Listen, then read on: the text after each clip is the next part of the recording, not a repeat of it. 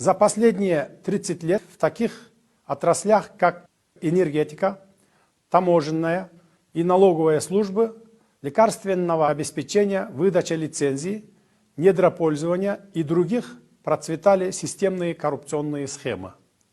В этой связи коррупционерам, организовавшим преступные схемы, наживившихся на простом народе, обворовывая их, бывшим чиновникам, которые сидят в долях различных компаний, чиновникам, которые путем рейдерского захвата незаконно овладели акциями крупных предприятий, предпринимателям, которые уклоняются от уплаты налогов, отдельным чиновникам, которые замешаны в нарушении действующего законодательства, либо оказывающие содействие в совершении указанных деяний, руководителям министерств и ведомств, таможенникам и финансистам даю вам 30 дней.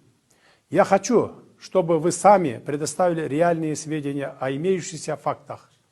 Все, что было нажито вами, я требую вернуть в государственную казну.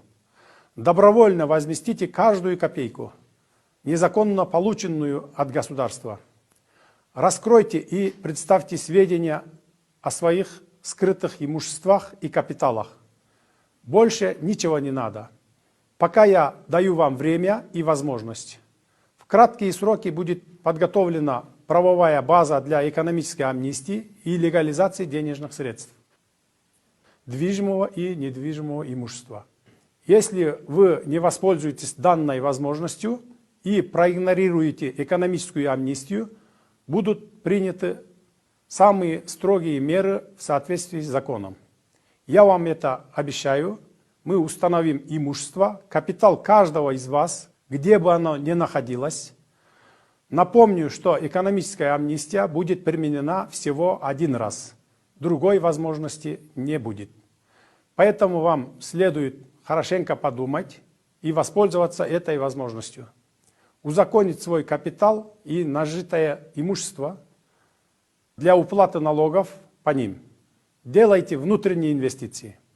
Возвращайте и вложите деньги в нашу экономику. Гарантирую неприкосновенность заявленного имущества и доходов, освобождение от всех видов наказаний. При добровольном декларировании имущества и доходов будет соблюдаться конфиденциальность. Это требование народа, это цель людей, доверивших мне судьбу страны.